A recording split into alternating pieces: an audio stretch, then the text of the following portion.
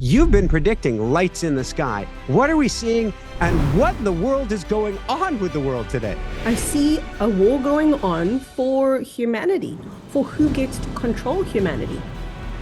There's a war for your consciousness, there's a war for your opinion, there's a war for your frequency, and this will always occur on the brink of us making a very big leap in consciousness.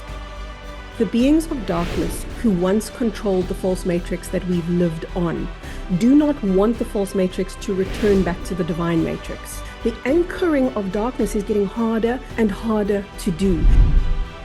And I'm not popular for saying what I'm about to say right now. And here's the truth. The most important question is, are you ready to shine?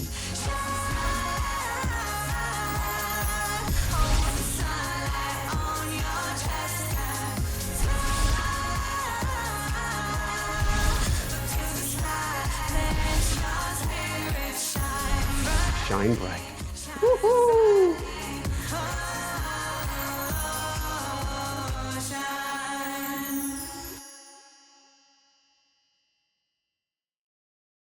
Hi, everyone. Welcome back. I'm Michael Sandler, your host on Inspire Nation. If you've ever wondered why there are lights in the sky right now and what it means for the future of humanity, then do we have the Kerry K show for you.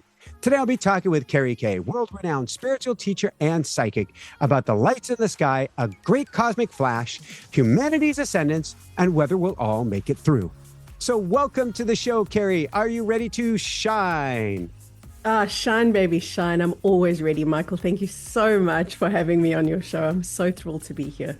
And you are shining and you are glowing. And there's so much I want to talk with you about based on your history, based on your experiences, based on the way you grew up, and the predictions that are coming true of what's going on now. So before we dive right into things, you've been predicting lights in the sky. I've heard your predictions in advance. What are we seeing, and what in the world is going on with the world today? Yeah, you're seeing what I predicted, and you know, when I released my video, what was it, 2 months ago? Something like that. I don't know anymore. I released it knowing that this was going to come. I didn't know what it was going to look like. In other words, I couldn't have said to you, it's going to be drones. But what I did say in my video was, we're going to see lights in the sky, and not all of it comes from another world. We want to believe that, and we've got to really hold discernment right now, because there's a war for your consciousness, there's a war for your opinion, there's a war for your frequency, and all of the external world is set up to direct your focus away from your alignment, away from your higher truth. So all of those lights in the sky are exactly that. It's an opportunity to redirect you away from you and into a false narrative. And I know that that disappoints a lot of people, because there are people that are going to say, but Kerry, I've seen a real UFO. So have I. I've had amazing and have amazing ongoing interactions with galactic beings. But not everything that we see in the sky comes from another world. And we've got to really have our feet on the ground right now. We've got to think about this. Those lights in the sky, why are they so public? Why is it everywhere that you look, on every news channel, on social media, in every conversation? There's a reason why. When something gets media attention, there's a reason why it gets media attention. It's because there's a desperate attempt to redirect humanity. And this will always occur on the brink of us making a very big leap in consciousness. When we're about to escalate and elevate and hit that timeline at the highest octave that we've ever been on before, it's just then that those coordinated efforts come to distract us, to detract us. You guys, I'm looking out of my window right now. I've got the most spectacular view. And by the way, Michael, your background view beats mine hands down. Sorry, guys. This is Not the most spectacular view, then it beats this. And I'm okay losing. No info on this. I've got a gorgeous mountain. I'm looking at this mountain out of the corner of my eye. And I got to tell you, I've seen craft right here over the top of this mountain. I've seen craft. The sky is full of it, but that's not what's being reported. What's being reported is the distraction stuff. Yeah. So I can't believe I'm going to go there. And but after diving into your work and seeing your predictions, I'm like, well, that's where we get to go today, and it's important for the awakening of all of humanity and consciousness. But you said a couple things. You said discernment, and then you said there's a war going on. Now, I believe if everything is God, nothing is not. It is all here to serve us. It is all of the light, but there is a separation going on and a holding on to the separation and trying to keep us in the darkness. What do you see going on? I see a war going on for humanity, for who gets to control humanity. Is it going to be that humanity has control over themselves, which is actually a better way of saying that is, will we have authority and autonomy and sovereignty over our own reality, or will we be creating a false narrative, a false matrix that we've been creating for time immemorial on this planet? We've been operated by an external system that has been trying to control humanity. And Michael, whenever I talk to people about this, they say, oh, Kerry, you know what? Oh, you're a fearmonger because you talk about the dark, you talk about, and just like you said, and Michael, I agree with you 100%. Everything is of God. But creation is a game that we came here to play. And the game that we're playing in creation, I don't mean to dismiss when I say game. I don't mean it's like it's a childish game. What I mean is we're playing at something here. And in Well, the order best for game in us, town. best game in town, best seats to that game, front row Yes. seats in the game itself. And what we're doing right now is we need a role player that plays the role of darkness. We need a role player that plays the role of light for these two forces and factions to eventually figure out the underlying truth, which is, oh, right, I get it now. We're actually one thing, experiencing the illusion of being separate from each other. That's the illusion. The illusion is separation. And those beings of darkness, these beings have become very depraved. This was never their role. Their role was to hold darkness, to anchor darkness, which catalyzes light. I mean, everybody who's ever grown monumentally, spiritually, emotionally, they haven't grown because life was perfect. They've grown because life challenged them.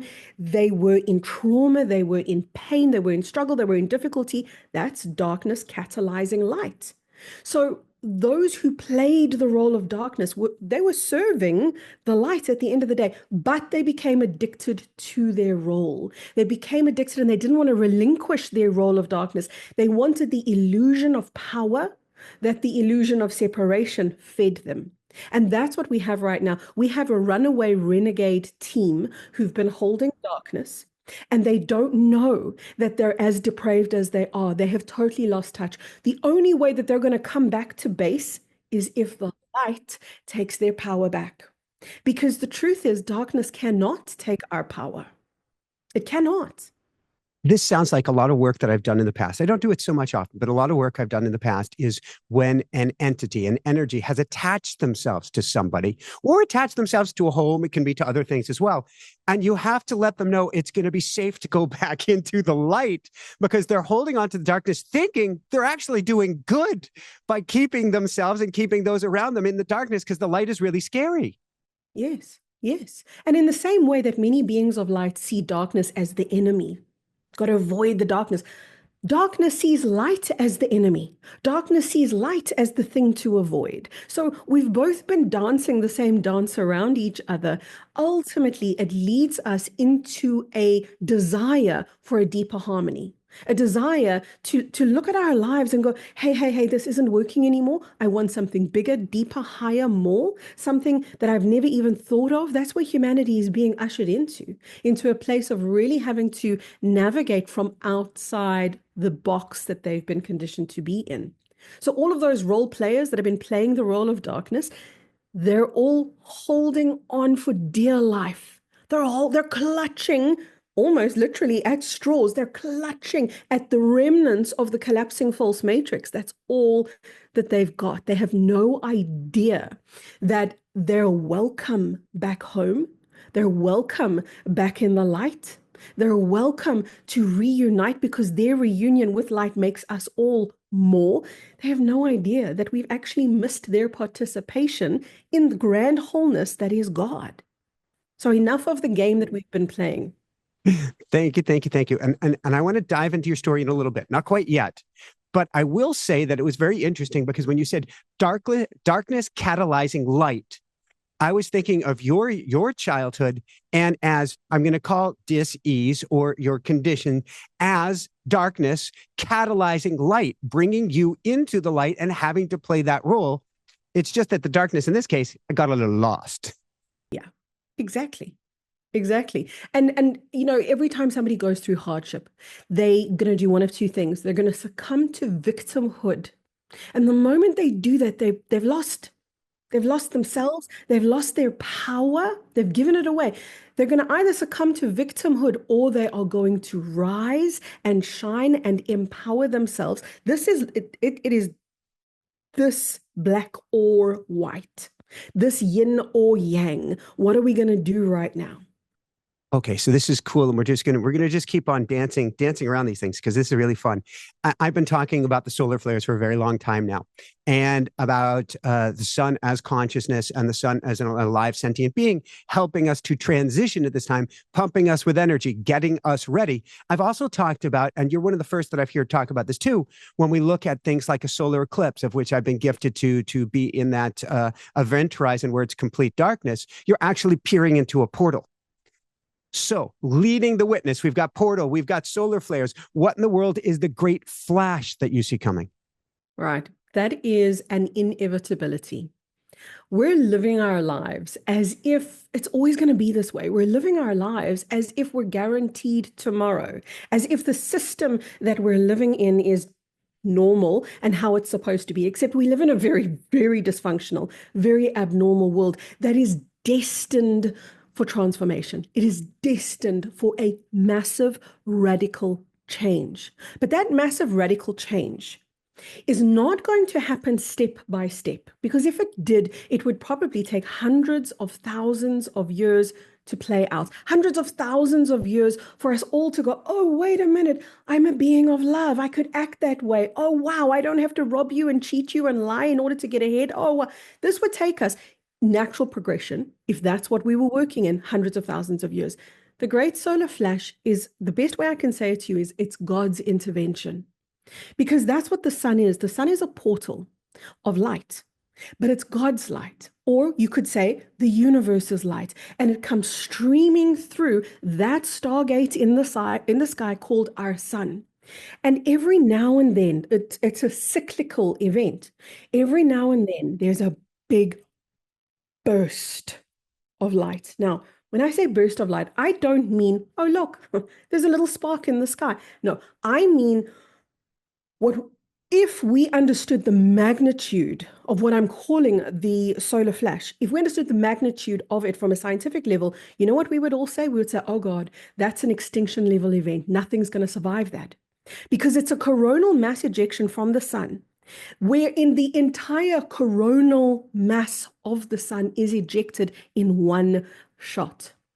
A scientist today would say to you, that's going to take out everything. That's going to take out all life. It's not.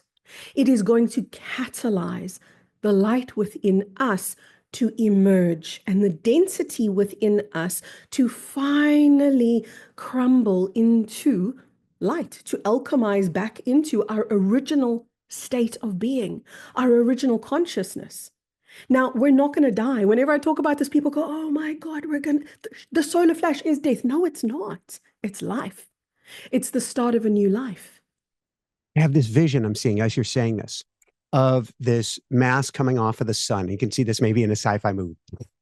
And this comes obviously at the speed of light, but I'm going to slow it down for the vision. And it comes and hits Earth. And instead of the Earth exploding, the Earth goes into pure light itself. That's it. That's 100% exactly it. The way that I've described it is this. At the moment of the great solar flash, something erupts within each human being who is aligned to light. It's an eruption of our own magnetic field. And that eruption of our own magnetic field creates For want of a better word, I would call it a bubble or a cocoon, even, wherein we are protected from all of the gamma rays and all of the solar activity that is going to bombard our planet. And it's going to restructure our planet, that every blade of grass, every atom, every molecule will be reformed, reshaped, recalibrated in that instant. But how we survive is exactly as your vision dictates. We meet that solar flash with our own light. That's Ascension. Thank you. So what does Ascension, the great flash, drones in the sky, lights in the sky, darkness trying to hold on, how do these interweave and tell the same story right now? Yeah. Because the beings of darkness who once controlled the false matrix that we've lived on do not want the false matrix to return back to the divine matrix. Let me pause you for a quick sec. For Yeah. definition, glossary purpose, false Yeah. matrix, divine matrix, please. Yeah. So the false matrix is the group of dark beings that I often refer to as beings of darkness. There's another name for them. They're called the archons. So the archons are beings who played the role of anchoring in darkness. These are the guys I spoke about earlier who've become depraved and held onto darkness a little bit too long. It's kind of like it's past its sell-by date, but they're still trying to hold on. They don't want the false matrix, which is the reality field that they engineered. They lost their ability to create. We can still create, they cannot. So what they've done is they've used us to create on their behalf. So that's been humanity's role. That's why they want humanity under their control, because we've literally been creating the narrative that they want us to create based on the cues that we're fed through the media. So the media is their propaganda tool, and it shows us what to think, when to think, how to think, what to be fearful about, when to be outraged, what to rise up against, what to ignore. So it's through all of that that we collectively create a reality unconsciously. And that reality that we've collectively unconsciously created was hijacked out of the divine matrix. The divine matrix is God's original creation, God's original world. These beings of darkness, they wanted nothing more than total separation from God. They wanted to be God. They said, who's this God character? We're bigger, we're better, because that's what depravity will do.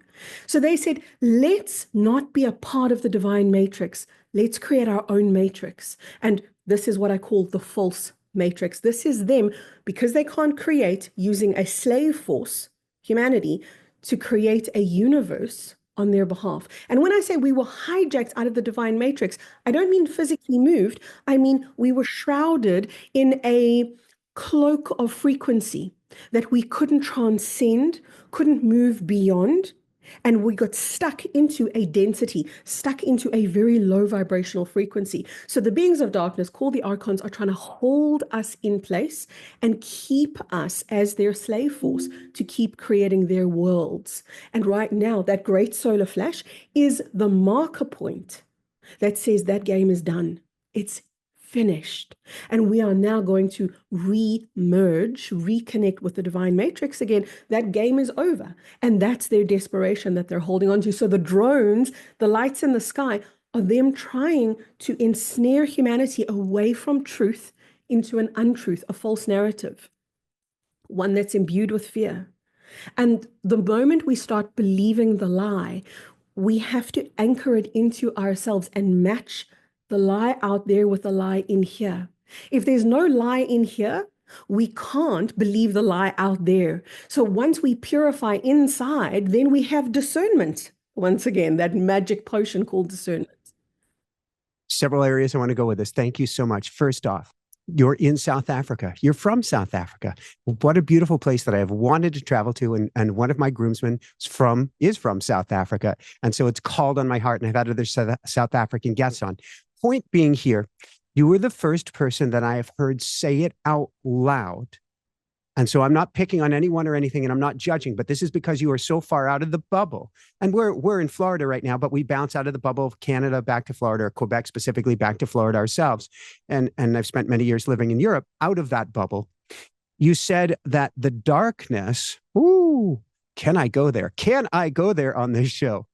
The darkness in many ways is coming from places like the Vatican, and then you said, and Washington. And I must say, I've been to both places, and I've actually been under the hallowed halls of Congress in a little train car with Hillary Clinton herself. And it gives you the heebie-jeebies because that energy is both so seductive, crazily seductive. And if you're playing with the light, you want to get the hell away from there as fast as possible. Wow. Yeah. I can't even imagine physically being there. Energetically, I've seen those places, and that's been more than enough for me. So what is it you're seeing from outside of the US bubble that has to do with Washington? Without picking, I'm not a judgment guy. I don't send ill will or anything. I love everybody. And some people may be a little bit more separate, lost. They're not separate. It's an illusion. But what are you seeing from outside of the bubble? What is controlling us? Who is controlling us? Are places like Washington controlling us? London, Washington, and the Vatican, Italy. Those are the three. So that's a triangulation of energy. So those three planetary points were used as nothing more than an anchor point for darkness. It does not mean that everywhere else is good and that those three points are the bad places. Not at all. It simply means those are anchor points. And from the anchor points, darkness kind of almost imagine these concentric energetic circles traveling from these points to lesser and lesser node points. So the whole of the planet is basically a meridian structure. But that's all that they are. They are simply anchor points for darkness upon the planet. And what's taking place right now is they're losing the control that they once had. The anchoring of darkness is getting harder and harder to do. The earth itself is rejecting that density. This is the first time it's happened. The earth always used to be the most susceptible host to all of those dark frequencies. But the earth is in harmony with the sun. And the sun already knows what it's about to do, which is to release the solar flare. The earth is about to receive the solar flare. This is the female. She's about to receive the ejaculate of the sun. And in so doing, she is about to be impregnated with 5D or higher consciousness energy. So that which has been holding her in darkness, she is beginning to reject. We on the surface are doing exactly the same thing. We're less inclined to align with darkness. It's still very available to us. It's still a choice for us, but it's becoming a harder choice. Thank you. Do you have any idea of, when I say timeline, I laugh because timelines shift any particular moment depending on consciousness. But do you have, because your crystal ball did accurately predict the lights in the sky. And this, I want to be this a love-based question. So I'm going to make this a two-part. A, do you have any guess based on the preponderance of the evidence when there may be this great flash? And then part B, do we have anything to worry about, or are we going to be okay? Beautiful questions. I want to start with your question B first, and then I'll come to A. Are we going to be okay? Are we going to be okay? That should be the first question. Most people ask it exactly in the order you've asked it, when and then will we survive? But the truth is, the most important question is, how do we get through this ascension process? We've got to understand that this is a process of metamorphosis. So very much like the caterpillar that's going to become the butterfly, we're the caterpillar right now, which is why most of us look in the mirror and we say, oh, I don't really like what I see, or I don't relate to what I see. People have all fancy names for it nowadays, body dysmorphia and all these kind of things. It's basically you looking at the body that represents you and saying, but that doesn't represent me fully. Something's off here. So the metamorphosis is the caterpillar, the human body, into the light body form. Here's what I need everybody to always remember, and that is, you were born for this. You were born to become the butterfly. You were born to become light. Your body knows exactly how to do this, but your brain never will, because this ascension, this metamorphosis does not happen in the brain. But we've lived in a false matrix, which is where we are ruled by the brain, ruled by the mental realm that we lived in. So we seek definition, we seek linearity, we seek intellectual understanding as if that is somehow going to safeguard us, and it's not. So we need to understand from the get-go, okay, I am going to be okay, but not because my brain tells me so. Something else, my okayness has to come from somewhere else, and it's not going to be my intellect. What's left then? What's left is the totality of you, the wholeness of you. You are energy.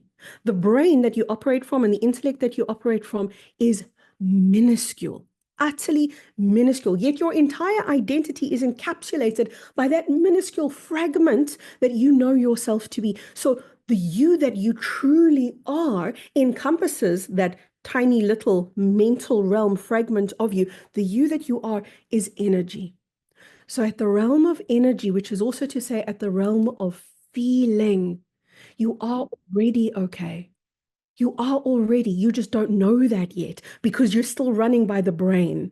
And the brain doesn't understand, cannot understand the miracle of what is about to transpire. Will you be okay? No, you'll be more than okay. You'll be way, way better than okay. You were born to do this. Every cell in your body is waiting to be catalyzed into the light-bodied version of you. So you will so be fine. Thank you. And I think that's why we feel everything feels off right now. It doesn't feel right because it's like being at the starting line of a race. You're waiting for the gun. Come on, get the gun. Come on, get the gun. Come on, can we get moving now? Can we get moving now? And it doesn't feel right until that gun goes off. Yeah. And we're waiting for the gun to go off. But what would be way more powerful is to realize I don't have to even wait for the solar flash because that's the external gun going off. I can have my own internal solar flash, which is when my light comes online. I can have that now if I'm devoted to the light and the truth that I must be in order to perceive myself as a being of light. That means I got to let go of my illusions. I got to let go of the lie that I've been living and all of the fairy tales that I once believed in, all of the stories I conjured about myself. I've got to be willing to give all of that up. So that's the part B of your question. But part A was when. I've often connected with the galactics. And of course, I'm human. I have a human mind and I have a cosmic mind. And my human mind would want to know the same thing. When is it going to happen? And they always, I don't want to say sneered. That would be the wrong word. But they Laughed in a always, loving way. it was like, sweet. Look at the earthling asking for a time frame. What I know from them is ascension is hovering right in front of us, and we can pull it closer to us in time, and we can propel it further away from us in time. So we are the creative force that determines when this happens. As a general guide, I will say to you, it must happen before 2045, thereabouts. Do I perceive ascension taking as long as 2045? Never. I never have. I cannot conceive of ascension happening that late. I could say to you, ascension could be any time between now and maybe 2032.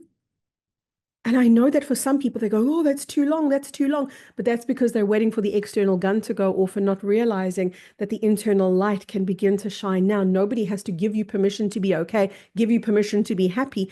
It starts by you ascending yourself within. So we're not supposed to be waiting for ascension, but we must realize that ascension is when the sun answers our call. We put the call out to the sun. We essentially, without words, we say to the sun, okay, we're ready. And then the sun reads our energy, not our words. Our energy doesn't lie, our words do. The sun reads our energy and goes, yeah, humanity's ready now. And boom, there's the solar flash. So I would say between now and 2032 would be a much more realistic timeline. I even think 2032 is a little bit far away, but I'm okay with putting it that far out. It's interesting. And is there a reason I want to dive into the inner work in a second here. And I really do want to get your story. This is one of the most fascinating and powerful and important interviews. Why 25 at 45? Is it because we're racing toward a quote unquote cliff, or what's that timeline meaning? That's basically where we've been given until So it's kind of like this. If I could give you an analogy, it's kind of like this. Now, remember that cosmic beings don't work in time the way that we do. So this isn't the most accurate description I can give you, but perhaps it's the most understandable one. It's kind of like God, the universe, has put a timeline in place that says, okay, humanity, you've got till then to ascend yourselves, which means we then get to go into our next lifetime as 5D beings without undergoing a death process. We essentially have a life within a life, and we've worked really, really hard for this. We've worked thousands of lifetimes, not thousands of years, thousands of lifetimes to get this right now. So now if we don't make the ascension point, what are we going to be? We're not going to be ruined, but I'll be honest, we're going to be damn disappointed if we don't make it. So it's God giving us the opportunity to do it ourselves, and then saying, but if you don't, then I will intervene by 2045. Then I will pull the plug on the project because that's the sell by date. Would that mean as best as we may understand, a Lemuria, an Atlantis, a resetting on Earth where we get to try again? Yeah, essentially, yeah. Yeah. It wouldn't be Earth, though. It wouldn't be Earth because Earth has already made a pact to be returned to her original state. And Earth doesn't just host any old human populace. Earth hosts the most enlightened beings. That's her role. That is what she originally, vibrationally, is aligned to hold God beings. She's aligned to, and really, Earth was the gem of the cosmos before we were hijacked. And that's why we were hijacked, because Earth was the most prized jewel in the whole cosmic field. Because Earth has multiple stargates that through planet Earth link every solar system, every galaxy, even every universe. It's kind of like Grand Central Station, but a million times bigger. Everything happens through Earth. So because of that, it's a very popular stopover point. It's a very, very well sought after, or it was a very well sought after cosmic gateway. And all of that got shut down when Earth was hijacked into the false matrix. So Earth is going to be returning to her original station of being that hub point for galactic travel or intergalactic travel, even interdimensional travel.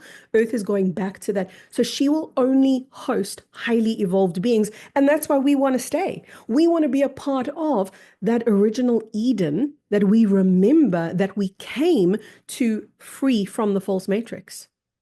Thank you. I'm seeing this galactic map, and it's got Earth on it. Except right now, it's got a Captain Jack skull and crossbones flag on Earth right now. How do we?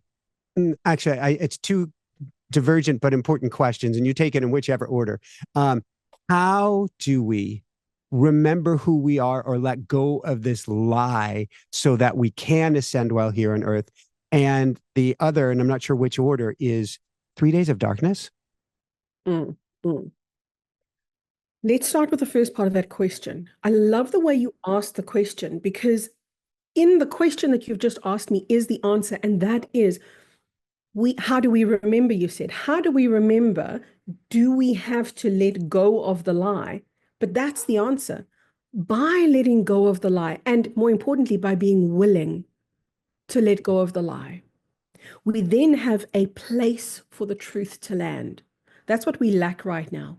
We lack space for light and truth to land because we're so busy holding on to the illusion, defending the illusion, defending our ego, defending the story that we believe to be our story, that we're cluttering our energetic space and we're not having any room or creating any room for light to come in. So for us to remember who we are, we must be willing to let go of who we are not. And that's scary. It sounds simple, but it's really, really scary because people would rather defend the familiar lie than face the uncomfortable truth because it's unknown. What is the familiar? We're going to get back to the 3 days of darkness. What is the familiar lie? And I want to go back. It was a word. I had a live event a couple days ago based on the lights, and there was only one theme out of this whole thing. And that theme was you cannot allow yourself have put yourself again in a state of victimhood. Oh, yes.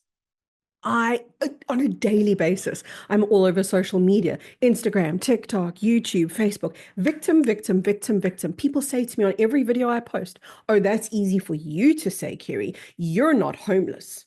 Oh, that's easy for you to say, Kerry. You've got money. You've got a happy life. You've got everything. So a victim perceives everybody else to be in this beautiful place. It's only them. A victim perceives it's only me who's in this darkness. It's only me. So that is a very ego-driven state. And that is such a depravity. Victimhood is an ultimate dysfunction. It's an ultimate depravity. That's a loss of power. And our power comes from our creativity. So when we forsake our creative power, we are forsaking our bond to our higher self, our connection to our higher self. And we're actually choosing density. When we choose victimhood, we're choosing to align with suffering and density. And I'm not popular for saying what I'm about to say right now. I faced a lot of heat and a lot of fire for this, but I'm cool because the truth is nasty. And here's the truth. The universe doesn't care how many lifetimes it takes a victim to learn that they're not a victim. It could take you a million lifetimes. The universe is an infinite thing.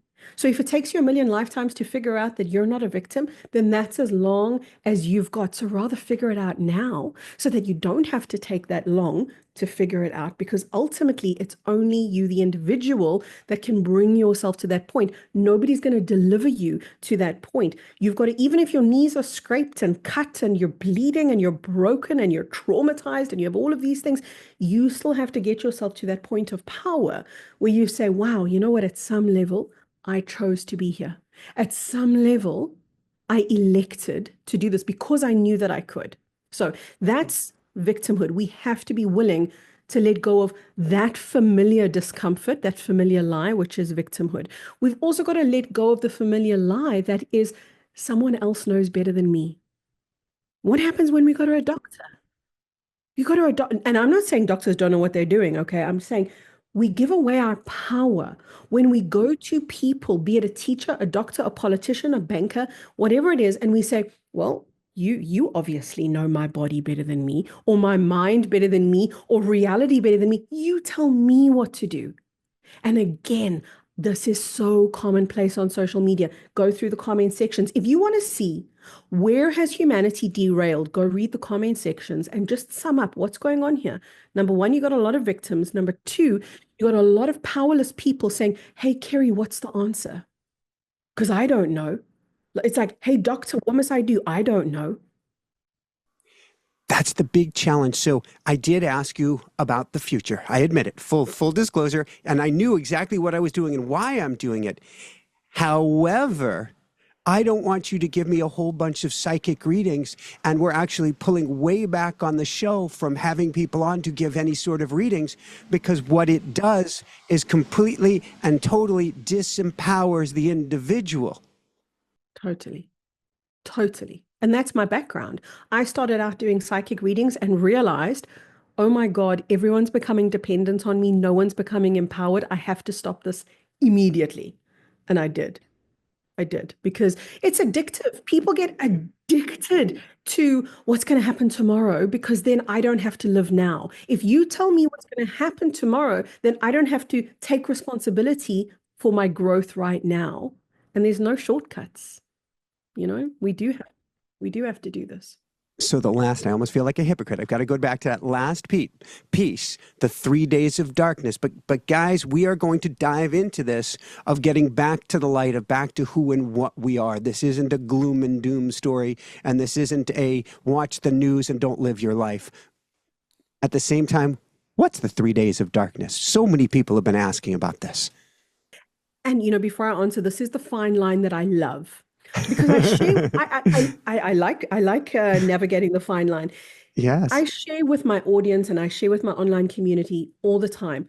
Maybe it's an energy update. Maybe it's a prediction like the lights in the sky prediction.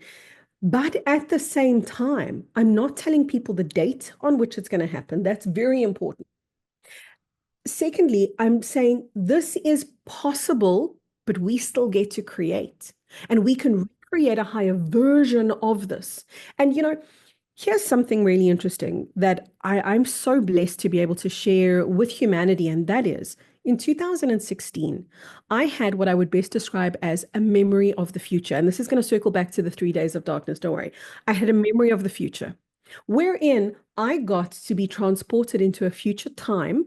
It was around at that time in 2016. The future that I was transported to was around about 2023. And what I'm going to describe to you didn't happen in 2023. It's going to happen at a future time. But this gives you an idea of how malleable the timeline is, because what I'm about to share with you is still going to happen, albeit that it didn't happen in 2023. It's just that a higher version of what I'm going to describe to you is on the cards now, is what is happening. And that is, I got to witness myself ascending. So it was 2016. I got to travel to 2023. Ascension was happening. I got to see the 3 days of darkness. I got to see the flash. I got to experience what happened. At the end of Ascension, I got asked, okay, Kerry, you're done. This is it now. Do you want to stay in your 5D body, or do you want to go back and live through all of this again? And I didn't hesitate for a moment. I knew exactly what I was going to do. I knew that I was going to come back. That wasn't even, I have children. This sounds like, so my second, thankfully only two, near-death experience. And I had just told my wife that I'm ready to have kids. And suddenly, this is not called near death for nothing. Suddenly, it's a rough day. And I got that choice to make. Do you want to live and exist in this place of perfect bliss and everything is awesome and amazing and there's no even words for it? Or do you want to go back? Well, I had just told my wife I'm ready to have kids. Hell yeah, get me back as fast as we can. That's it. That's it. Those, my 3 children are my 3 anchors. And I didn't hesitate for a moment. I said, take me back right now. And I came back into the 2016 timeline, knowing that I was now going to bear witness to the ascension point again. And I've had multiple revisits to that ascension point. Sometimes it happened in 2023, sometimes 2025, sometimes 2027, sometimes 2032. So the time has often shifted, and every time I've gone back to it, it's elevated, it's higher, it's newer, it's different. There's more people ascending. Every single time I've got to re-experience ascension, more of the planet gets to ascend each time. That's why we're putting the brakes on. That's why we're holding back. It's to allow for more and more people to come with. Yeah. Otherwise, this was originally going to be maybe 2 to 5,000 people. That's where we started. Maybe 2 to 5,000 people were going to ascend. Then it became 20 to 30 or 20 to 50,000. Then it became 100. Then it became 1,000,000. Then it was like, what if, since we're such overachievers, what if the whole planet got to ascend? And then it became, well, those who are ready, those who are willing, those who want to, they can ascend, provided, here's the proviso, that they do the inner work, which is to let go of the illusion. That's the inner work. So the 3 days of darkness, Michael, this was how I knew ascension was happening.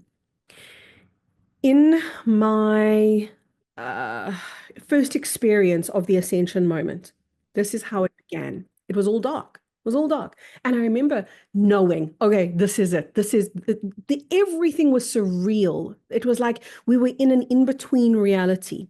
Almost like, when you're in a dream and you're awake inside a dream, there's that very surreal experience. That's very much what the 3 days of darkness felt like.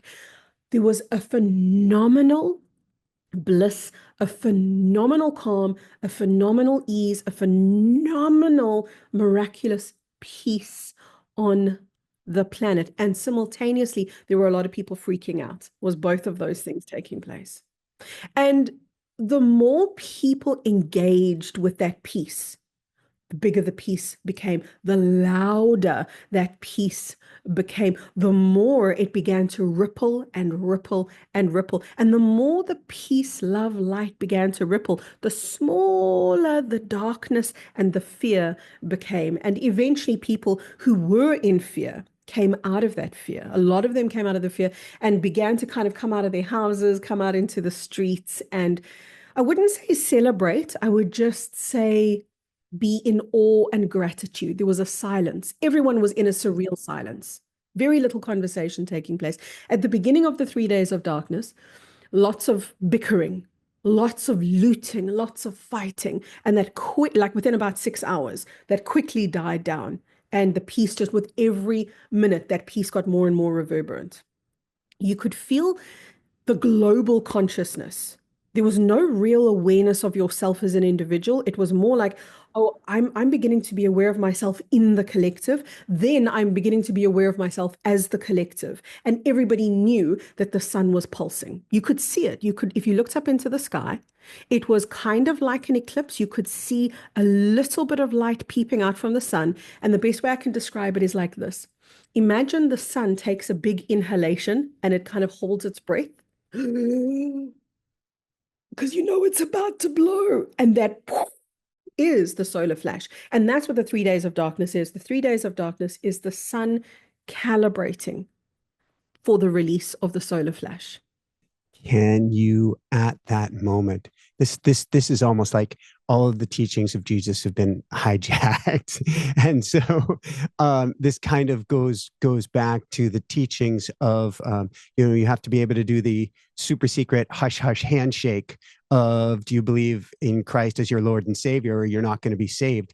And so this goes right to the end of the New Testament and the Apocalypse.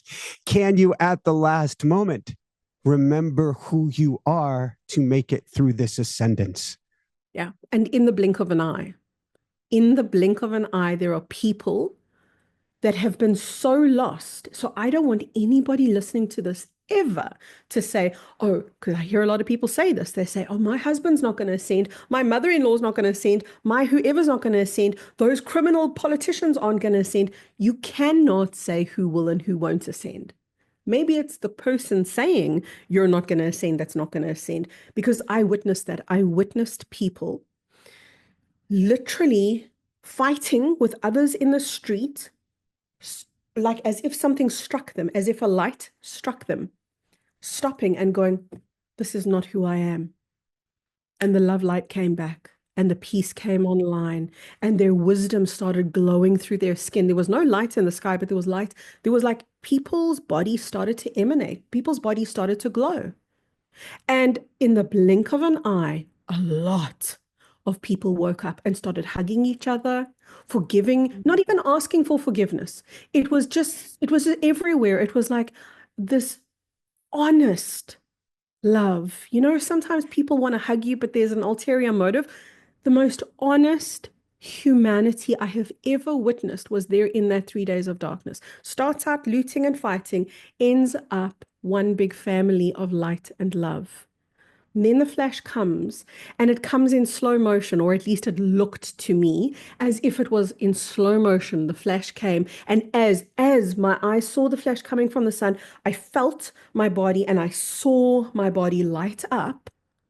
And I was inside that magnetic field, and that bubble grew. First, it was just big enough to contain me. But as the bubble grew, I began to realize that the bubble was housing my family, my dogs, because that's my family, my children, my husband, my mom who's passed away, my dad who's passed away, were all inside that bubble. And that was my nuclear family that I was ascending with. And then I looked out of the wall of my bubble. I think that's the wrong word. I wish I could find a better one. I just can't. I looked out the walls of my bubble, and I saw lots of other bubbles containing lots of other families. People were ascending first on their own, but very quickly that bubble began to increase in size until it had absorbed all of the family members that were part of that blueprint of the individual. It was an exquisite time. And inside that bubble, time stopped. Nothing. It could have been 3 seconds, Michael. It could have been 35,000 years. Nobody could have told me the difference. I wouldn't be able to tell the difference. It was a timelessness. And inside that bubble, we were all healed. Our emotional wounds, our physical scars, our physical ailments, we were completely rewired, completely restructured, completely. I'm going to use a controversial word because it's very affiliated with a Christian religion, but reborn. We were very reborn, but as the light that we are. I was guided to do a meditation in this event I did on victimhood and the lights. I think it was Sunday night, no, Monday night. And I had everybody ascending up into what appeared to be spacecraft, and then you went inside of these spacecraft, and it was translucent, and you could see down to Earth, and then you could see the Earth glowing and filled with love and light, and it makes me think it sounds very similar to what you're saying here. Is we can go old school, we can go back to the Bible on this and say that these bubbles are the ark. And we are all existing in the ark, allowing this flood and this wave of love and light to come over the planet, and then we go back down. Totally. And when we go back down, we land, for want of a better word, we land back on Eden, which is the original Earth before it was hijacked. We land back on Eden, and it's pristine. It is so pristine. There is no pollution, there is no plastic, there is no anything of the old world. It is completely restructured into the original beauty of Earth. And I asked to be taken away then because it was too beautiful. And it was almost depressing to leave it. It was almost the saddest thing I've ever done in my life was leave that beauty. But it's cool because I know I'll go back there. We'll all go back together, so that's fine. But it was beyond description beautiful. So Carl Jung, famous psychoanalyst, when he had his own near death experience, and that's as close as we can describe awakening experiences. And there's no words for any of these things that do justice. And this sounds like taking that to a whole new level. But he would have said for the rest of his life, he was pissed off with God. Why did you send me back? I can totally get that. I can totally get that. It's just that I knew that I had chosen to come back. Otherwise, I would probably also have been really, really upset with some external force. But yeah, it's very difficult to see divinity at that level and come back to this depravity and try make sense of this world again. I want to go to your story briefly. I want to go to making sense of this world, but I also want to go back to galactic beings because you mentioned them at the beginning. How they may be trying to help us, not try to. I know they are. I've spoken with them many a time and I channel through them. It's just not what I do on the show. You can call it a side gig. I teach through automatic writing, how you can do that. What are they doing at this time to help us? Everything. Literally, they are doing everything. It's like they're holding the curtains of the divine matrix open. Remember the divine matrix, that's God's original creation template. That's God's original world. They're holding the curtains open so that we can transcend, ascend, and pass through the veil of illusion into the true world that we've come to repopulate. They are doing everything. They have taken down the false matrix at the external level. So that means all of the external frequency that we were once bombarded by, the signals and the frequencies that there was this constant bombardment, constant onslaught. They have dismantled is the word, all of that down.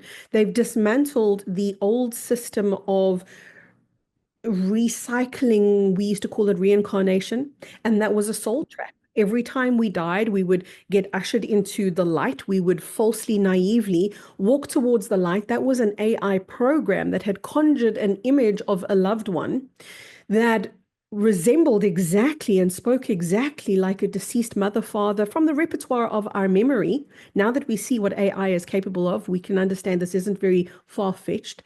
That was an AI-generated program, and that being that we loved and trusted would say, come to the light. And we would naively walk into the light, which was exactly a trap that would lead us back into the next reincarnation, the next reincarnation, the next reincarnation. The Galactics took down that trap. So it's not there anymore. If you die now, you do not get caught up in that light trap anymore, that false light trap. You now get to go wherever you choose. Now you're asked, do you want to wait for Ascension and rejoin the Ascension program? Or do you want to move on into another realm, another dimension, whatever you're ready for as a soul? Okay. Oh, and I have had this experience. So been there, done that does not do any justice. So we won't go there. Wow. Okay, you're blowing my mind here. My wife says, do not use that term. That's a good point. Um, there's a glitch in the matrix in my system going on right now. You're saying death and reincarnation have been hijacked by AI. I'm guessing by the, as you're calling it, the archons to keep us in the dark and keep us separate from the, oh my God, separate from the light. Please go there if you can. Yeah, exactly. That was what we called reincarnation, was a soul harvesting trap. And that's why humanity is so damn tired today. Look at people around you. There's multiple reasons for the exhaustion, but one of them is we have been harvested like we're on a treadmill that never stops, lifetime after lifetime after lifetime, without a pause, without recuperation.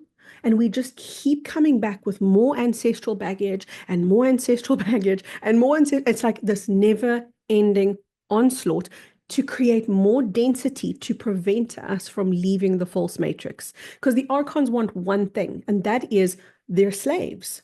They're heavily dependent on their slave force because we're the ones who create, not them. So without us, there is no false matrix. What are they dependent on us to do? To create a world, number one, to create reality, because they can't. If it was just them on this planet, it would literally look like a blank screen. There would be nothing. There would be no color, no sight, no sound, a big void. So we create the color on the canvas. We create reality. But of course, we're directed to create the reality that best suits them. So that's the first reason that they need us. The second reason that they need us is for a fuel source. So they don't physically eat humans, because once on a show I said, oh, because they feed off of us, not thinking that people were going to take me that literally. Yes. So now I'm very, very careful, not with a knife and fork, but rather, oh gosh, yeah, can you imagine? They draw from us energetically. They like the draw from us Matrix, energetically. the movie. Yeah.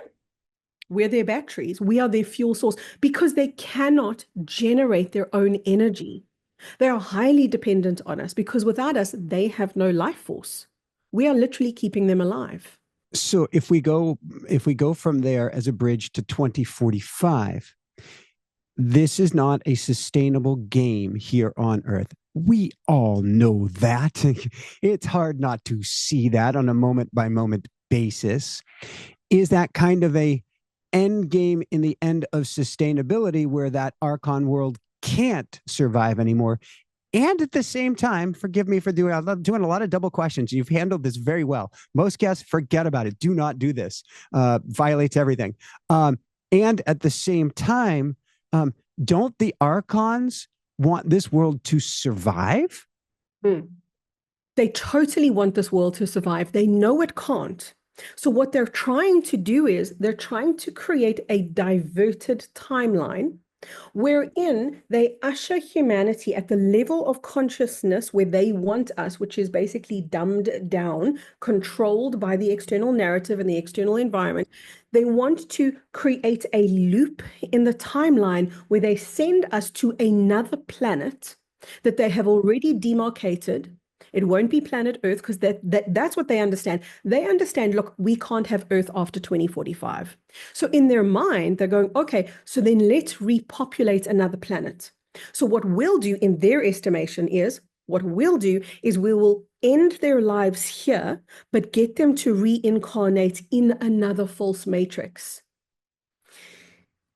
I do not believe that plan is viable. I do not believe that plan is possible because I understand the repercussion of most of the planet ascending. Not all, but most of the planet ascending. The repercussion of that is that it sends out a ripple into the cosmos that is so bright, so powerful, so quantum, that it collapses not just this false matrix, it collapses all false matrices.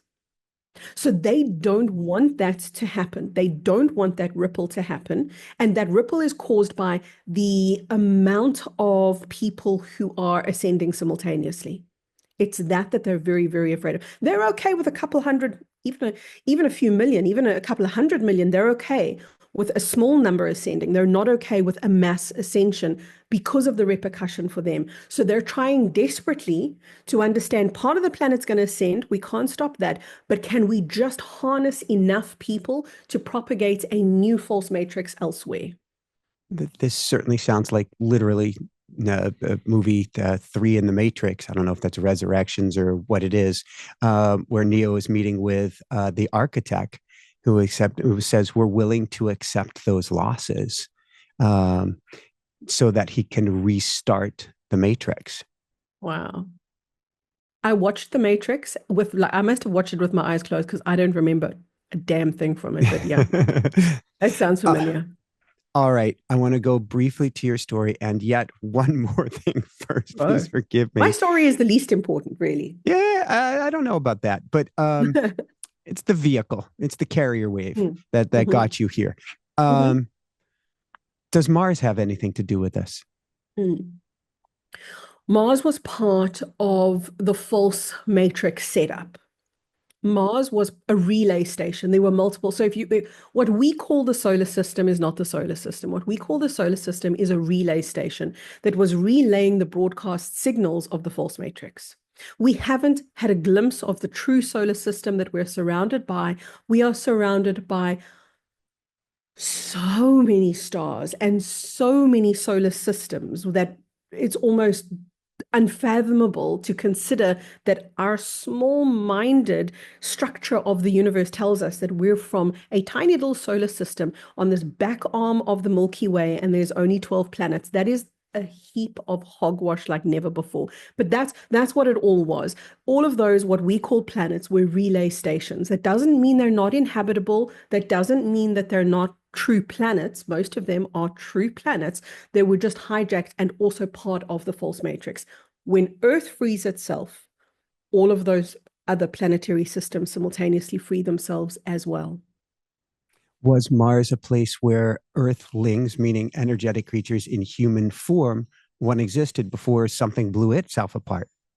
Absolutely. And part of the destruction of Mars was an attempt to overwrite and override the false matrix system. So essentially, there were a group of people, a group of beings who knew that Mars was part of a false matrix, and they were trying to get Mars out of the false matrix violently if need be. And that Well, that's a led problem. yeah, that didn't work out too well. But that's basically what happened on Mars. So it was once a hustling, bustling, viable planet. There are still beings on Mars today. Mars is not totally unpopulated. There are still beings there. There's actually a huge population on Mars, mostly underground, but that's okay. There's still a huge Mars populace. Are they in human form?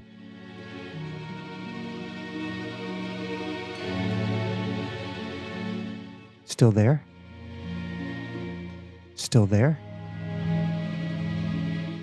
Still there?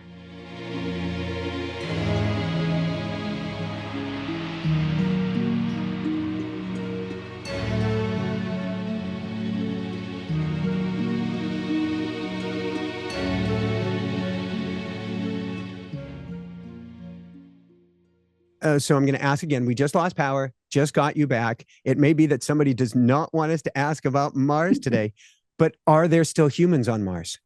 Yeah, there definitely are a lot of people still on Mars. Mars is populated, not so much on the surface, more underground. Definitely a pretty thriving population. I think this isn't a surprise if I say what we've been told about Mars versus the truth of Mars are two different stories. Yes, it's not as thriving a planet as it used to be, but it's not as derelict as we are told it is.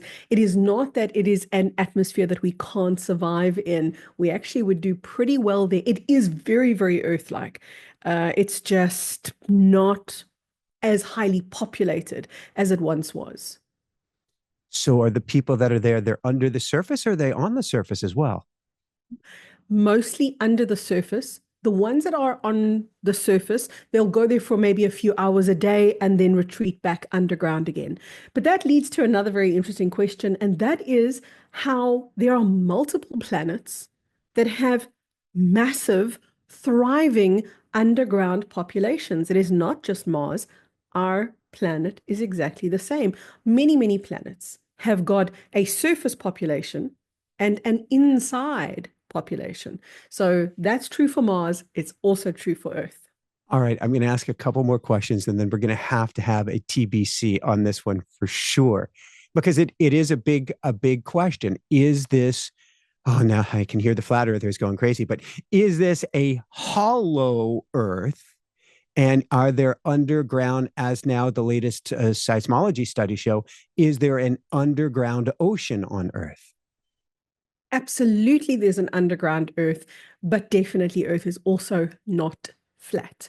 Earth is, as all planets are, part of a matrix, and a matrix is very much, think of it as a hologram.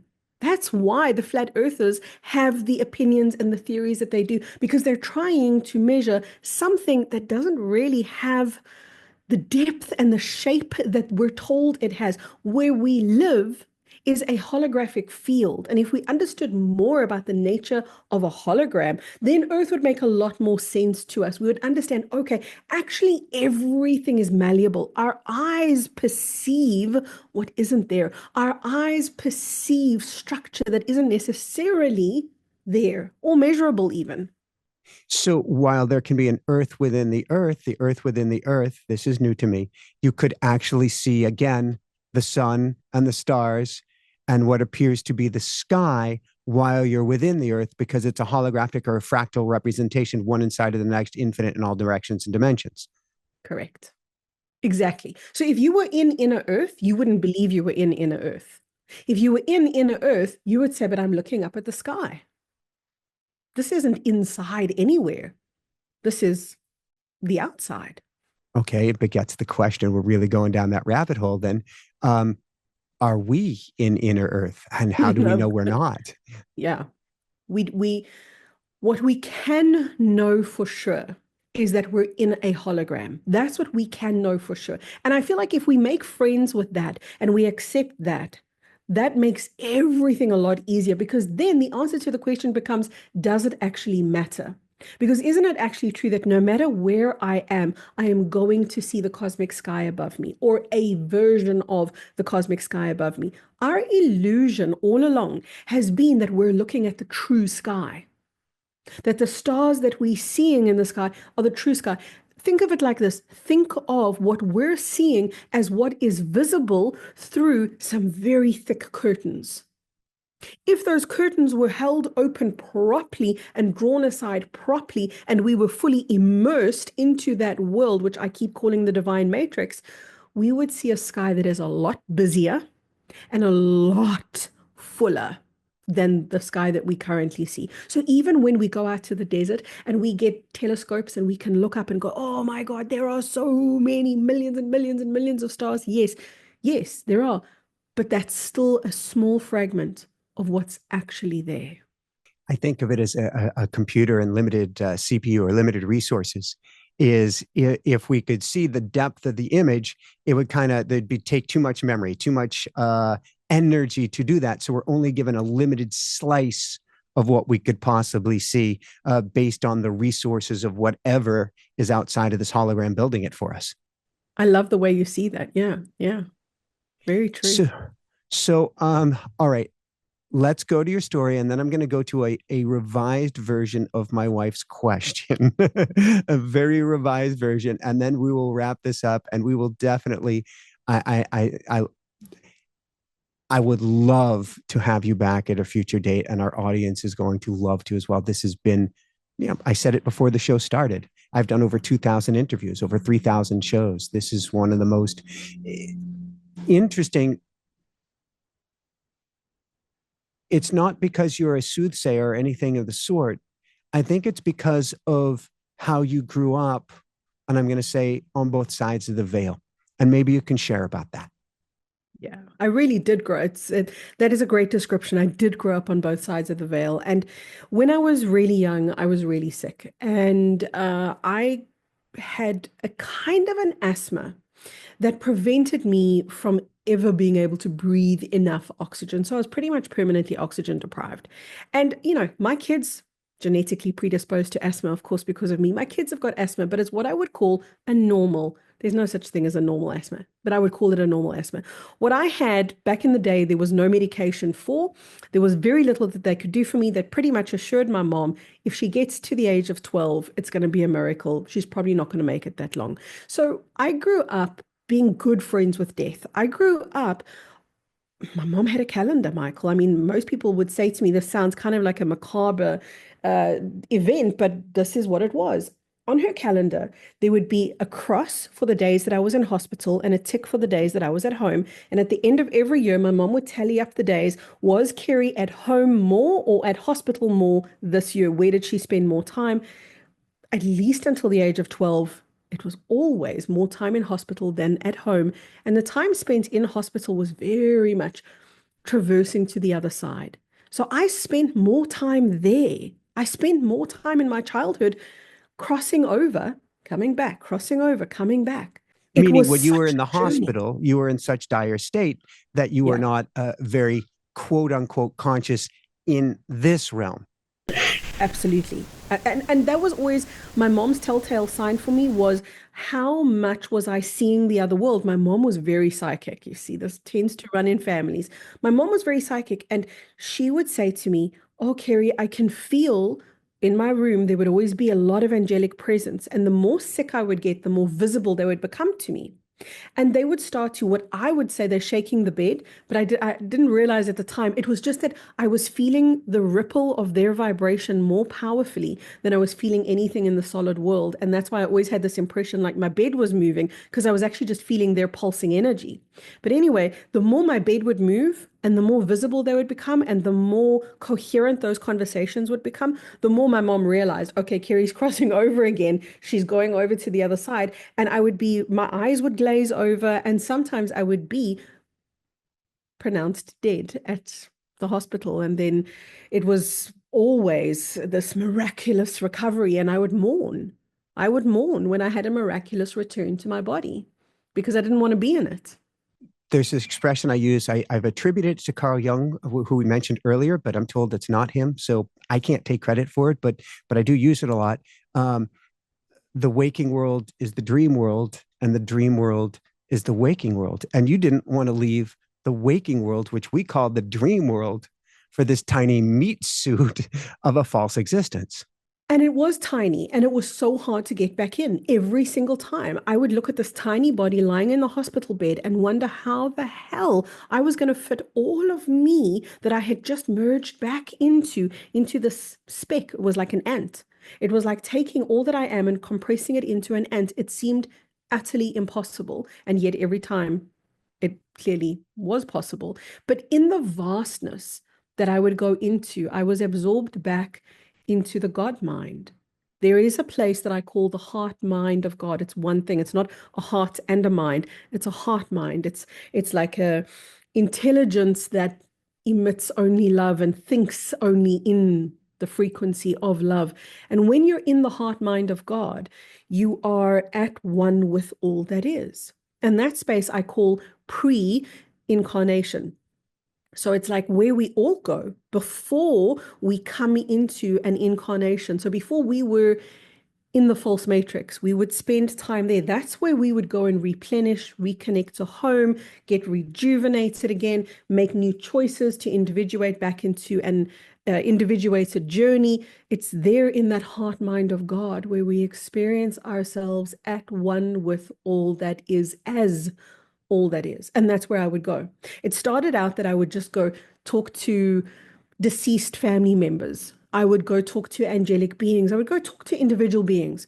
And then I would keep going beyond them, beyond them, beyond them, beyond them, beyond them, until eventually I got back to God. That took me years, by the way. That wasn't an overnight thing. Eventually I got back to God, and it was there that all of the wisdom and the insight and the knowledge came. And then that was only half of the equation. Getting the information was half of the equation. Integrating the information was the other half. Integration of cosmic wisdom is where most human beings fall flat right now. Having those two NDEs and not dwelling on that because I don't want to focus on, injury, illness, all of those sort of things. However, what I like to say to people, and I'm actually writing a book about it because we're all having these experiences now, is integration is a bitch. You summed it up. You summed it up. And you know what? When I used to do just psychic readings, I would see this constant phenomenon. And that is if I looked at a person's auric field, their energy body, they were all top heavy. Meaning there's no energy here. It's like there's no one in the body. It's like the body's offline, but the brain is out here energetically. So that's what I mean by top heavy. And what happens is we understand intellectually whole lot of stuff that we can't apply, that we can't integrate. So you will speak to people on a daily basis and you will hear them say things like, oh, I should have known better, but it's not integrated. So until we've integrated information, it's useless information. It's clever and we can sound very intelligent, but it is literally not serving us when it's out here in the field. It needs to be embodied. And that was the next part of the journey, was the integration phase. And that's what I love to teach people now, because we are all wise. Nobody lacks wisdom. We lack a connection to that wisdom. We lack an ability to draw on the wisdom that already exists. So that, because from firsthand experience, I realized how imperative that was. That's a huge focal point in my work right now. Thank you, thank you, thank you. What is one element as we begin to wrap this up, and we'll do a TBC at a future date here? What is one element people can do starting today to reintegrate, to become whole again? Keep everything simple. If it's overcomplicated, it's not truth. And I say this to you because truth is so simple. It's stupid simple. Truth is so simple that when it sits in front of us, we want to overlook it because we're wired for complexity. We're not wired for simplicity. We almost think the more complicated it is, the more viable, the more worthwhile. The opposite is true. So put your hand on your heart. This is so simple. And imagine a pebble that drops from the crown of your head down, down, down, all the way down. Drop that pebble down to just behind your hand. So it's somewhere in the middle of your chest. And now you can begin to feel the body warmth from your hand to your chest. There's an exchange of body warmth. That's your living presence.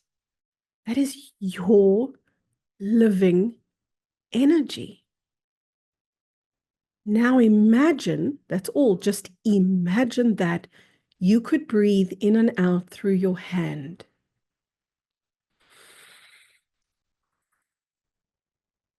And when you do, you'll feel yourself dropping into your heart.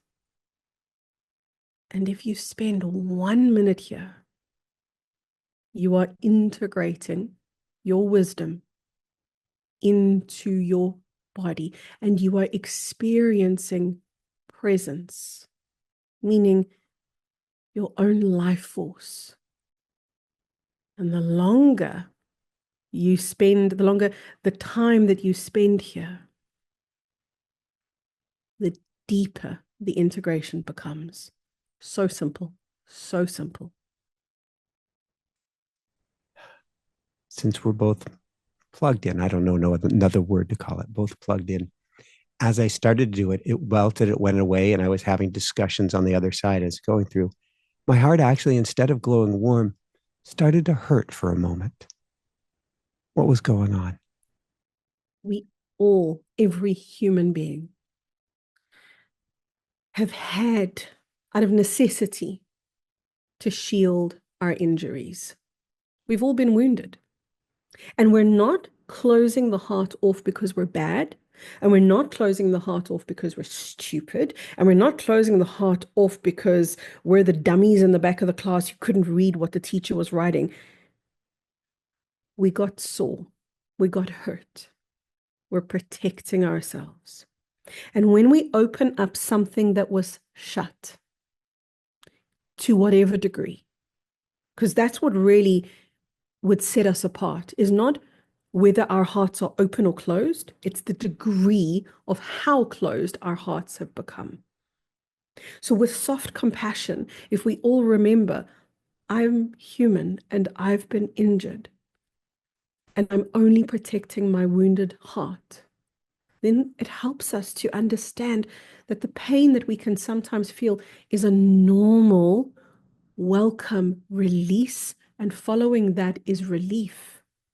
So that little bit of pain that sits there is beautiful because it's actually saying you're opening something that you didn't even know you'd closed. And you don't even know who you closed it to, but you're opening, and you don't even know why you closed it. And maybe it was an ancestor 10 generations back that you've inherited the grief of. That's the story, and it's irrelevant. So if you feel a little bit of hurt, celebrate, because that is triumph. That means something is opening. Woohoo! Thank you. Last question before we go to where people can find your work. My wife, because we lost power for everybody who's watching, we had a glitch in the matrix as we were talking about Mars. It's very interesting. A double glitch. And my wife's like, oh my God, have her ask about kids, about where we're going to live, about this, about that. And that's way outside the scope of where we go and what you're doing at this point. However, the big question becomes, if we see this coming down the road, do we still want to bring kids into the world at this time? Those who want to be here will. This is not your decision to make. We con ourselves into thinking, I'm going to choose whether I have children. No, you're not going to choose. You're going to allow or not allow. They are the ones that have chosen. So really the question is, are there those that have already chosen us, as in you and your wife? The question then is, are there those that have already chosen us? The answer is yes, there most certainly is. There is a land that is more fertile than the one that you're in. Now, what's meant by that is, I'm not saying you have to change country in order to have children, but what I'm saying is it's easier for you guys to live elsewhere. Other than the Northern Hemisphere, the Southern Hemisphere is way, way more conducive for you. It's much easier for you. There's a picture of a baobab tree. Baobab tree, that's very typical of the African landscape. I know you said you had a bit of a heart calling for Africa.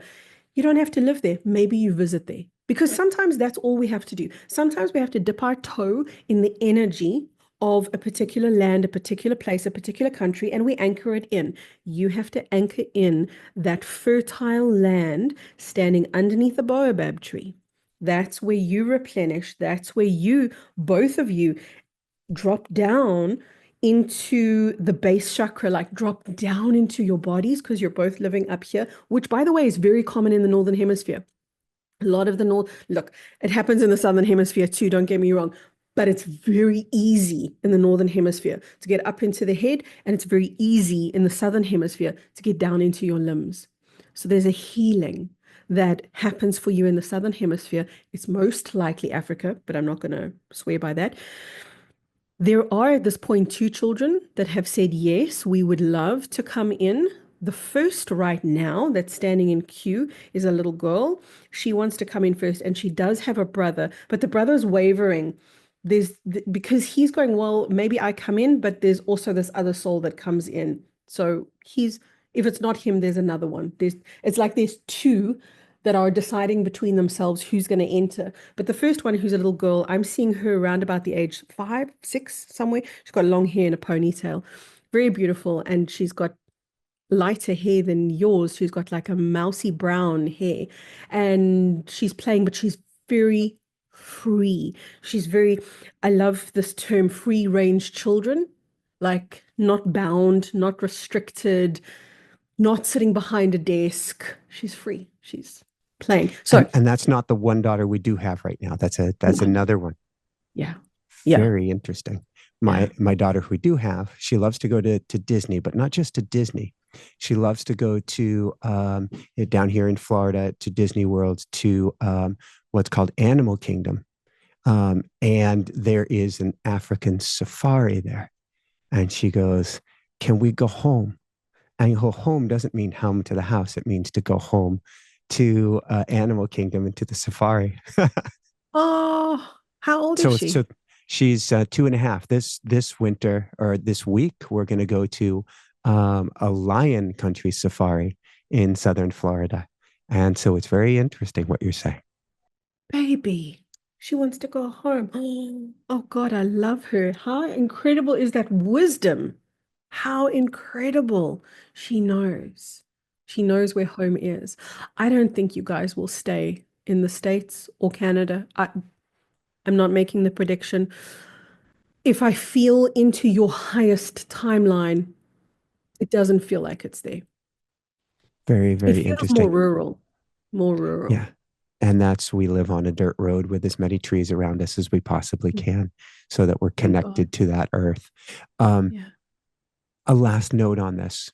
I can't believe I'm looking at the time and going, can we even fit in one more question? But um, you talk about in your work about Southern Africa's or all of the countries of Southern Africa, not just South Africa itself, and how that may be. It's sort of like we lived in Maui and you could feel the pulse of the earth. I mean, when you talk about Washington, when you talk about these nodal points, you talk about these ley lines and things, and then you talk about heart chakras of the earth and places where the energy is shifting. And what you're talking about is the energy shifting through Southern Africa, which is fascinating because that is where if we go along this Arconian dream or nightmare, whatever we want to call it, the northern hemisphere in the West has done everything they can to subjugate and push down in Africa, where that may be a point, as you're saying, of greatest light.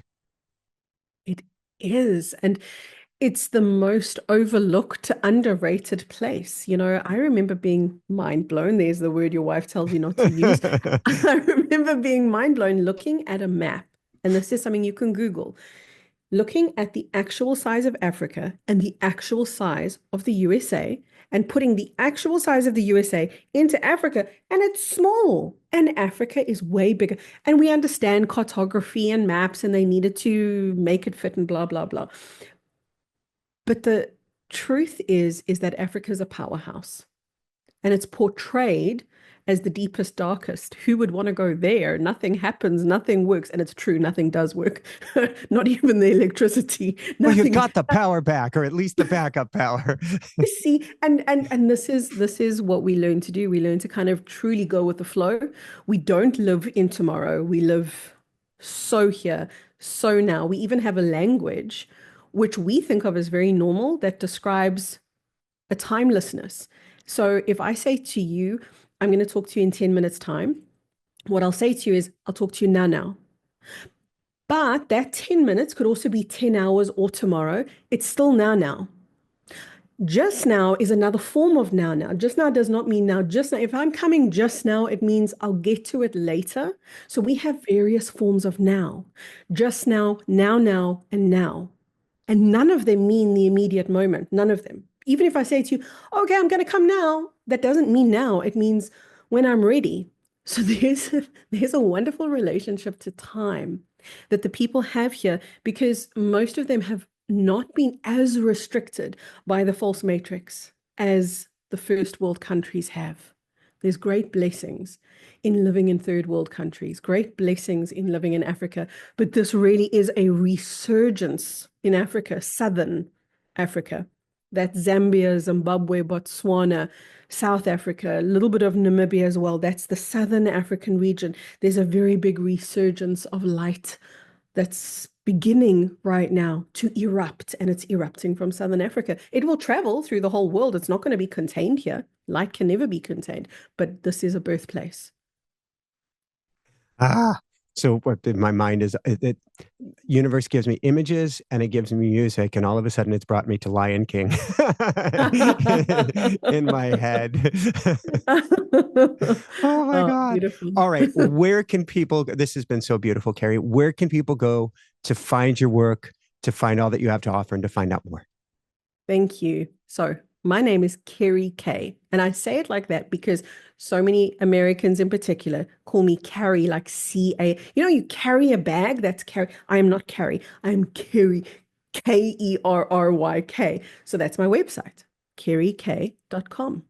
Just remember, double K, not the carry the bags, Kerry, Kerryk. So you'll find me at a very easy website. And on that website, you can join my online community. And that's really where I spend the most time with people, interacting with them at a very deep, truly powerful, groundbreaking level. And I know that that sounds like I'm trying to make it bigger than it is. Honestly, it's not. This is my life's work. This is what I came for. And that's my online community. That's my most powerful work. People might come to my website just for a guided meditation. You're welcome. There's an online shop. Knock yourself out. Go do a guided meditation. You can do a course. You can do whatever you want there. But the real gold for me that I'm offering is my online community.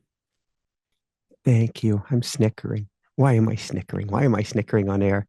I'm not remembering the name of it right now, but there is an African restaurant at the Animal Kingdom, which is where Jessica and I have had our Thanksgiving the last 2 years.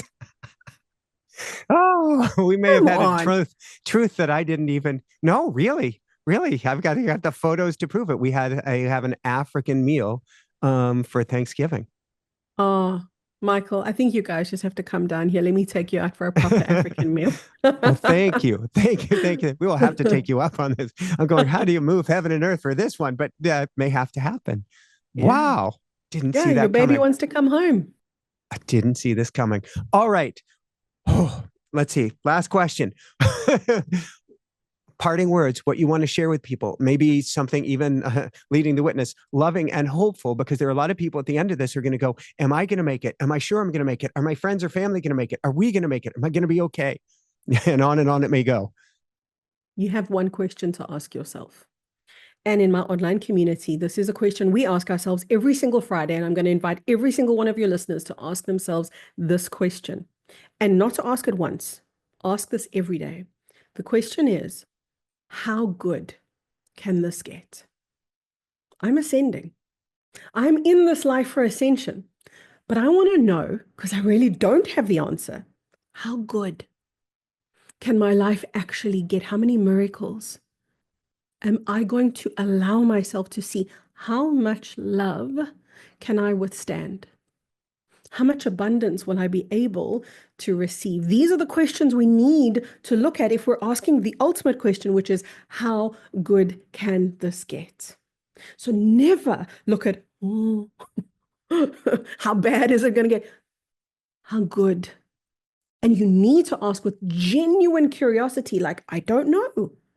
It's thought-provoking. It should bring something up in you that really wants to answer. And the universe is listening. Every time you ask that question, the universe goes, oh, come with me. I'm going to show you. And then the universe will show you the answer to your question. And then you have to ask it again. You don't then walk away and say, okay, well, now I know. No. Now you go, okay, so now I've had this miracle. I wonder how good it can actually get. And you keep going beyond, expand, until you just boggle in your brain when you try to contemplate how much love, how many miracles, how much beauty you are actually here to participate in, because you do not know, but you are here to find out. Woohoo! Or as I like to say all the time, every newsletter, end of every show, how does it get any better than this? How does it get any better than this? Oh my God, this has been so beautiful. I cannot thank you enough, Kerry. For everyone out there, this is Michael Sandler saying, be well, have fun. You may need to take your own trip to South Africa as well. Remember who and what you are. And when you look up at the stars and look up at the lights, don't go to the fear, but realize you are all that and so much more. And above and beyond all else, shine bright. Woohoo! How does it get any better than this? Thank you so much, Kerry. Thank you, Michael. Thank you so much. I love how does it get any better? That is awesome. I say it all the time, every single newsletter, end of every single show, because it really is. Our minds are wired to what can go wrong, but what if they're wired, like you're saying, for what can go right? Yeah. And once you start finding it, ooh, it just keeps showing itself. Sending so much love your way, Kerry. And thank you for finding the way to bring the power back so that we can continue the conversation. Absolutely. Thanks, Michael. Lots of love to you and your beautiful wife. How does it get any better than this? How does it get any better than this? I love to say what a beautiful interview, but this was so beyond that. And I think so important, going beyond even the story of us in our ascendance, of us coming back into and what we are, of us coming into the light at that higher dimension. On that note, if you want to join like-minded souls, if you want to bring your vibration up each and every day, if you want to rediscover who and what you are and the light that's inside of you, come join the School of Mystics 4 Wednesdays every single month, live and recorded. We do attunements to bring your energy up, clearing to let go of the gunk, group intention setting meditations where we come together all as what we set intention and we see ourselves rising up and we see our energy, our vibration in our lives change before our very eyes. Simply click that link below down in the description for the School of Mystics. And if you simply want to bring your energy up on a daily basis, but you're not ready for that level of commitment, actually, we have a coupon code, very inexpensive. But if you're not ready, something free, come to dailywoohoo.com, dailywoohoo.com, and allow me to help bring your energy up for you each and every day. And if you want to contact your galactic family, your angels, your guides, your loved ones on the other side of the veil, and many, many, many more, come on over to automaticwriting.com. That link's down in the description as well, automaticwriting.com. I'll teach you either recorded or live classes every month, the simplest, easiest way to connect with the other side, hear from them, and even get proof that you're connecting with who you believe you are. That's automaticwriting.com. Here's a link to the next amazing show. Love you so, so much, and keep on shining bright. Woohoo! How does it get any better than this? Lots of love, everyone. Love you so much.